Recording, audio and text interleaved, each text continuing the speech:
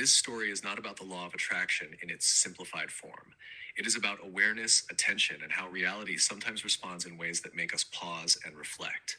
At one point, my grandfather was not in good health. The family asked me to stay overnight at his place, just in case something happened so my mother could rest. I agreed. However, on the very day I was supposed to stay there, my grandfather was taken to the hospital. It was only for observation, just one night. That night, neither my grandfather nor I were in the apartment.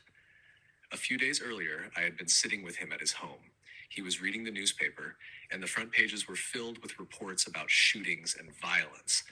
It was clear how deeply those stories affected him emotionally. I said to him calmly, "Grandpa, when something brings up negative emotions in you, turn the page.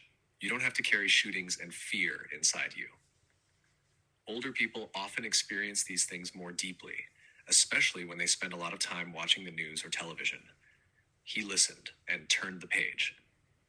The next day, around noon, my grandfather was released from the hospital. He returned to his apartment. That was when he discovered that something unexpected had happened. The kitchen window had been shot through.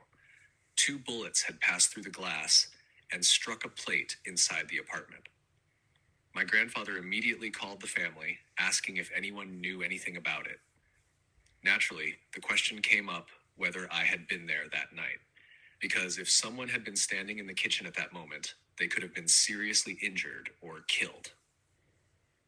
My grandfather lives on the 5th floor of an apartment building. From the outside, it looked almost impossible. For a brief moment, various speculations appeared, whether it had been a mistake or whether it could have been some kind of targeted incident. Since no one could explain it, the family contacted the police.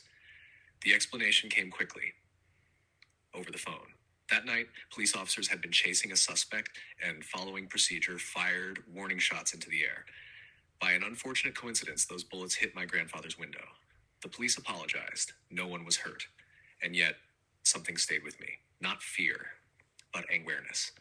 How fragile presence is, how much attention matters, and how sometimes when we live surrounded by information built on fear, reality offers us a moment that invites us to stop. I do not see it as punishment or fate. I see it as a reminder. Life does not need to be dramatized, but it does ask us to live it consciously.